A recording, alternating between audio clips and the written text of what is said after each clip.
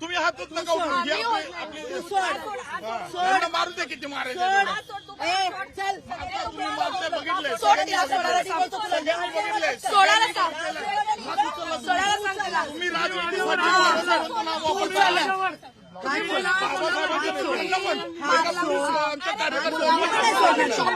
नाही सोडणार.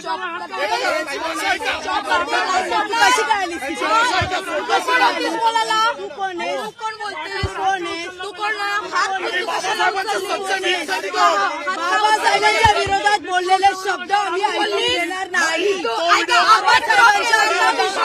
बोललेले शब्द आम्ही ऐकून घेणार नाही.